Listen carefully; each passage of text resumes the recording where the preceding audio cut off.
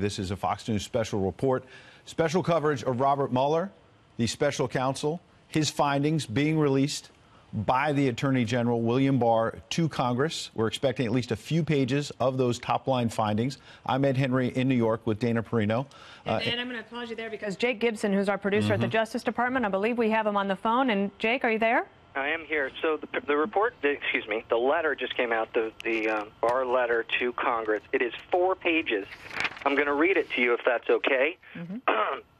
So, dear Chairman Graham, Nadler, Ranking Member Feinstein, and Ranking Member Collins, as a supplement to the notification provided on Friday, March 22nd, I am writing to you today to advise you of the principal conclusions reached by Special Counsel Robert Mueller and to inform you about the status of my initial review of the report he has prepared. The next section is titled The Special Counsel's Report. On Friday, the Special Counsel submitted to me a, quote, confidential report explaining the prosecution or declination decisions he has reached. This report is entitled Report on the Investigation into Russian Interference in the 2016 Presidential Election, unquote. Although my review is ongoing, I believe that it is in the public interest to describe the report and to summarize the principal conclusions reached by Special Counsel and the results of his investigation. The report explains that the Special Counsel and his staff thoroughly investigated allegations that members of the presidential campaign of Donald J. Trump and others associated with it conspired with the Russian government in its efforts to interfere in the 2016 U.S. presidential election, or sought to obstruct the federal investigations. In the report, the special counsel noted that in completing his investigation, he employed 19 lawyers who were assisted by a team of approximately 40 FBI agents, intelligence analysts, forensic accountants, and other professional staff. The special counsel issued more than 2,800 subpoenas, executed nearly 500 search warrants, obtained more than 230 orders for communication records, issued almost 50 orders authorizing use of pen registers, which is tapping someone's phone, getting their phone numbers, made 13 requests to foreign governments for evidence, and interviewed approximately 500 witnesses. The special counsels obtained a number of indictments and convictions of individuals and entities in connection with his investigation, all of which have been publicly disclosed. During the course of the investigation, special counsel also referred several matters to other offices for further action. The report does not recommend any further indictments, nor did the special counsel obtain any sealed indictments that have yet to be made public. That is key. Below, I summarize the principal conclusions set out in the special counsel's report. The next section is titled Russian Interference in the 2016 Presidential Election. The special counsel's report is divided into 2 parts. The first describes the results of the special counsel's investigation into Russia's interference in the 2016 U.S. presidential election. The report outlines the Russian effort to influence the election and documentation crimes committed by persons associated with the Russian government in connection with those efforts. The report further explains that a primary consideration for the special counsel's investigation was whether any Americans, including individuals associated with the Trump campaign, join the Russian conspiracies to influence the election, which would be a federal crime. The special counsel's investigation did not find that Trump campaign or anyone associated with it conspired or coordinated with Russia in its efforts to influence the 2016 presidential election. I'm going to read that part again. The special counsel's investigation did not find that the Trump campaign or anyone associated with it conspired or coordinated with Russia in its efforts to influence the 2016 U.S. presidential election. As the report states, the investigation did not, quote, the investigation did not establish that members of the Trump campaign conspired or coordinated with the Russian government in its election interference activities. That is a quote from the Mueller report.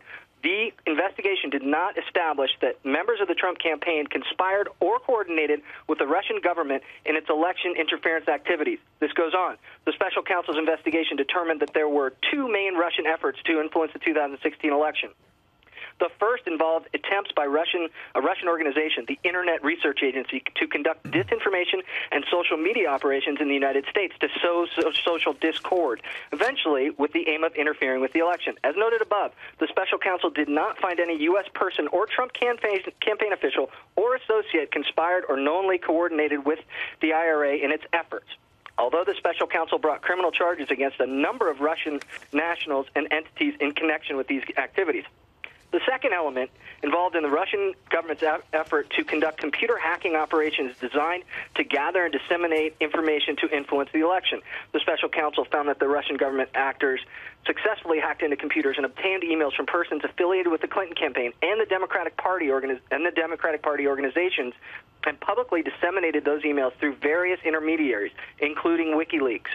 Based on these activities, the special counsel brought criminal charges against a number of Russian military officers for conspiring to hack into computers in the United States for purposes of influencing the election. But as noted above, the special counsel did not find that the Trump campaign or anyone associated with it conspired or coordinated with the Russian government in these efforts, despite multiple offers from Russian-affiliated individuals to assist the campaign. So again, saying that the campaign did not conspire with Russians. The special counsel did not find the Trump campaign or anyone associated with it conspired or coordinated with Russian government officials in these efforts, and this is key, despite multiple offers from Russian-affiliated individuals to assist the Trump campaign. Now we're going on to page 3. This is obstruction of justice. This is in the next section. The report's second part addresses a number of actions by the president, most of which have been subject of public reporting, that the special counsel investigated as potentially raising obstruction of justice concerns.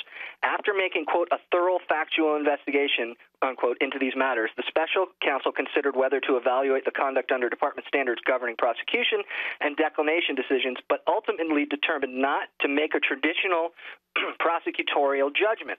The special counsel, therefore, did not draw a conclusion one way or the other as to whether the examined conduct constituted obstruction. So let me repeat that. The special counsel, therefore, did not draw a conclusion one way or the other as to whether the examined conduct constituted obstruction. Instead, for each of the relevant actions investigated, the report sets out evidence on both sides of the question and leaves unresolved what the special counsel views as, quote, difficult issues, unquote, of law and fact concerning whether the president's actions and intent could be viewed as obstruction. The special counsel states that, quote, while this report does not conclude that the president committed a crime, comma, it also does not exonerate him, unquote. Let me repeat that. The special counsel states that, quote, while this report does not conclude that the president committed a crime, it does not exonerate him. This goes on. The special counsel's decision to describe the facts of his obstruction investigation without reaching any legal conclusions leaves it to the Attorney General to determine whether the conduct described in the report constituted a crime. So on the obstruction of justice question, it is being left to the Attorney General to determine whether the conduct described in the report constitutes a crime. Over the course of the investigation, the special counsel's office engaged in discussions with certain department officials regarding many of the legal and factual matters at issue in the special counsel's obstruction investigation. After reviewing the special counsel's final report on these issues, consulting with department officials, including the Office of Legal Counsel, and applying the principles of federal prosecution that guide our charging decisions, the Deputy Attorney General, Rod Rosenstein, and I have concluded that the evidence developed during the special counsel's investigation is not sufficient to establish that the president committed an obstruction of justice offense.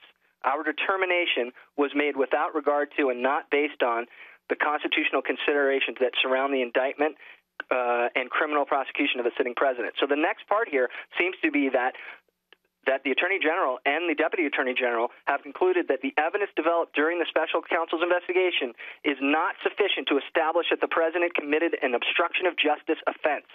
Our determination was made without regard to and is not based on the constitutional considerations that surround the indictment and criminal prosecution of a sitting president.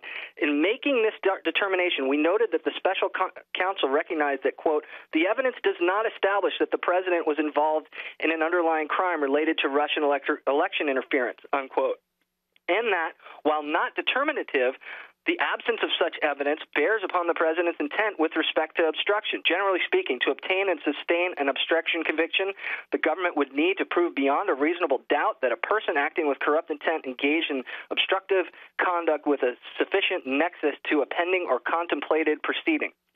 In cataloging the president's actions, many of which took place in public view, the report identifies no actions that, in our judgment, constitute obstructive conduct. Let me repeat that.